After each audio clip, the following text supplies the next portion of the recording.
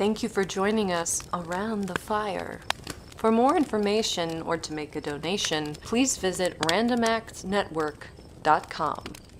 Now, want to hear a scary story?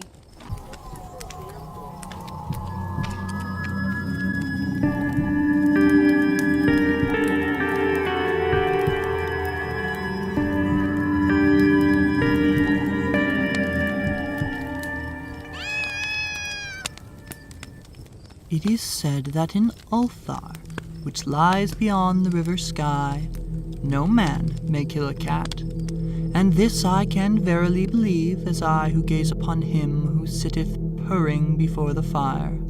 For the cat is cryptic, and close to strange things which men cannot see. He is the soul of antique Egyptus, and bearer of tales from forgotten cities in Meroe and Ophir. He is the kin of the jungle's lords, and heir to the secrets of hoary and sinister Africa. The Sphinx is his cousin, and he speaks her language, but he is more ancient than the Sphinx, and remembers that which she hath forgotten. In Ulthar, before ever the burgesses forbade the killings of cats, there dwelt an old cotter and his wife who delighted to trap and slay the cats of their neighbors. Why they did this I know not, save that many hate the voice of the cat in the night, and take it ill that cats should run stealthily about yards and gardens at twilight. But whatever the reason, this old man and woman took pleasure in trapping and slaying every cat which came near their hovel. And from some of the sounds heard after dark, many villagers fancied that the manner of slaying was exceedingly peculiar. But the villagers did not discuss such things with the old man and his wife because of the habitual expression on the withered faces of the two, and because their cottage was so small and so darkly hidden under spreading oaks at the back of a neglected yard. In truth, much as the owners of the cats hated these odd folks, they feared them more, and instead of berating them as brutal assassins, merely took care that no cherished pet or mouser should stray towards the remote hovel under the dark trees. When, through some unavoidable oversight, a cat was missed, and sounds heard after dark, the loser would lament impotently, or console himself by thanking fate that it was not one of his children who had thus vanished. For the people of Ulthar were simple, and knew not whence it is all cats first came. One day, a caravan of strange wanderers from the south entered the narrow, cobbled streets of Ulthar. Dark wanderers they were, and unlike the other roving folk who passed through the village twice every year.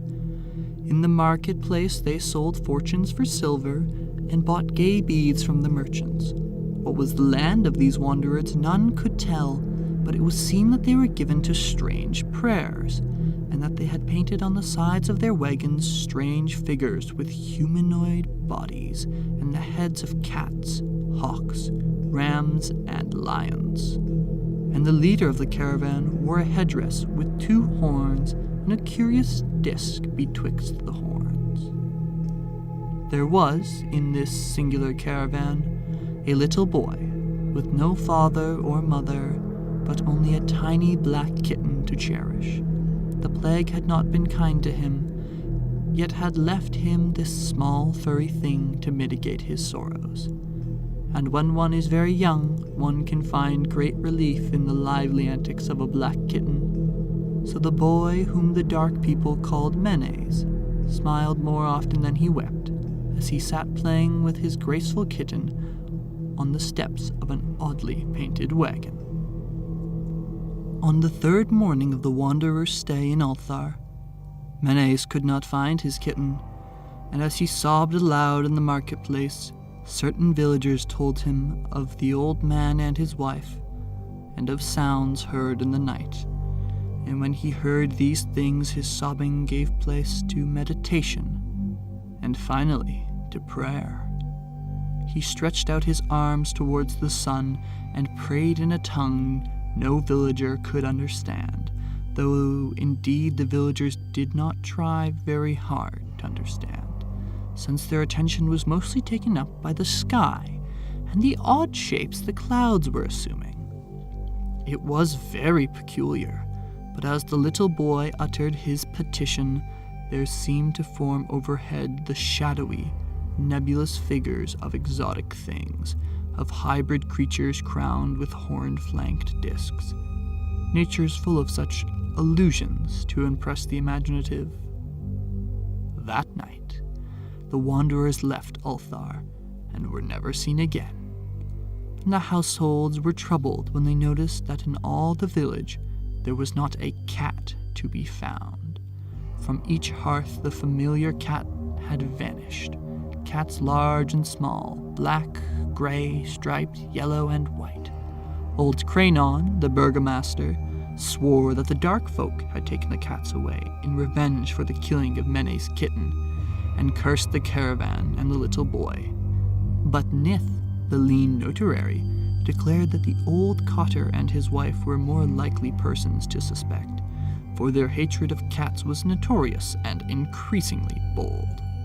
Still, no one durst complain to the sinister couple, even when little Atle, the innkeeper's son, vowed that he had at twilight seen all the cats of Ulthar in that accursed yard, under the trees, pacing very slowly and solemnly in a circle around the cottage, two abreast, as if in performance of some unheard-of rite of beasts.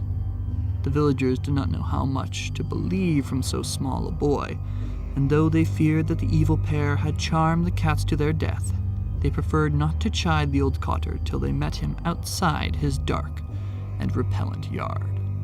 So Ulthar went to sleep in vain anger, and when the people awakened at dawn, behold, every cat was back at his accustomed hearth, large and small, black and gray, striped yellow and white.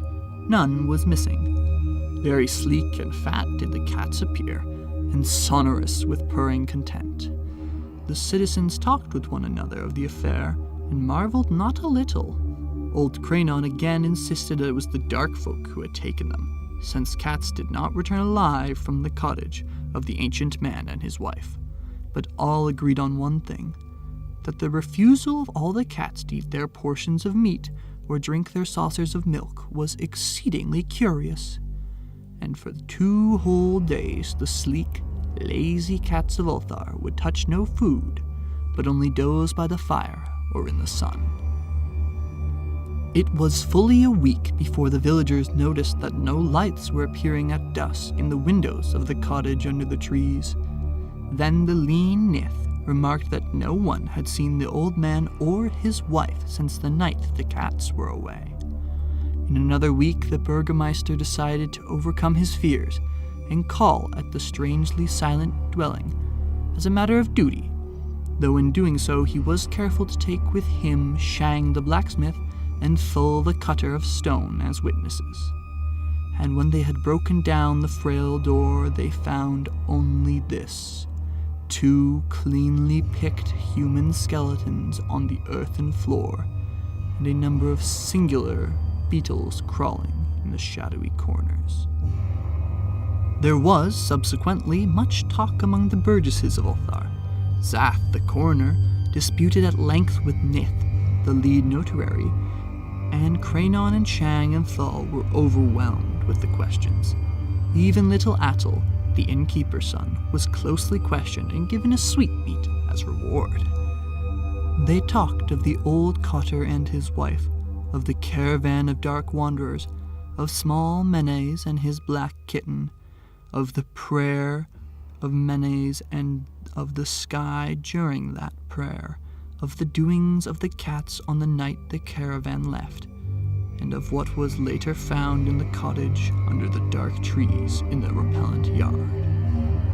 And in the end, the burgesses passed that remarkable law which is told by traders in Hatheg and discussed by travelers in Near, namely, that in Ulthar no man may kill a